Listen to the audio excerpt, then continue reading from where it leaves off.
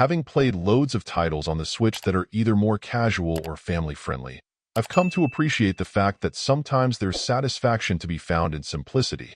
Repetition and routine can actually be enormously relaxing for some people, making the simulation genre particularly popular with that crowd when it comes to the right titles. That said, it's still important to maintain some standard for the level of what's delivered, and that's where I see Alchemist the Potion Monger struggling a bit. Playing out as a very direct simulation, you'll first be tasked with setting up your basic supplies in the small shop you've been provided with. Once you're able to place your cauldron, table, and mortar, as well as name your dog, you'll then try to get your small business off the ground. For the most part, you'll be given or will seek out quests which will require you to go out and collect new materials, periodically get new equipment to work with, and learn new recipes so you can keep strengthening your business offerings. Sometimes you'll simply be able to find and pick up some plants, but you'll also sometimes have to attack monsters to get what you need. And for me, this was where the signs of the game's issues began to arise. In general, aside from having a very 1 or 2 generations ago look, the game's controls and interfaces can be tough to love, or even to enjoy. Moving between the analog stick, the buttons, and the D-pad can be awkward. The on-screen instructions are often not helpful, and the means of performing certain common actions feels needlessly pained.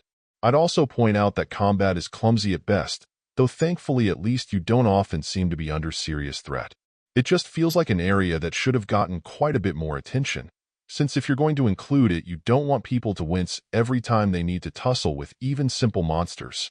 Considering the game's downsides, and what I'd consider to be pretty limited upsides, this feels like a pretty hard sell.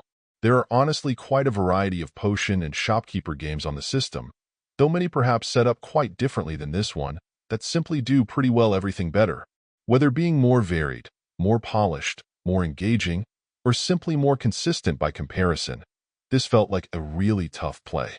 Perhaps its simplicity and friendly nature will still manage to be a good fit for some folks, but I'd consider this to be an easy game to miss in favor of spending more time with something more compelling. Overall, my final score for the game ended up being a 5. And if you're interested in picking it up, it's currently available on the Switch eShop for $17.99. Thank you for taking the time to listen to this review. And if you'd like more information or ideas of indie games worth checking out on Switch, be sure to click on the link provided in the description. Until next time.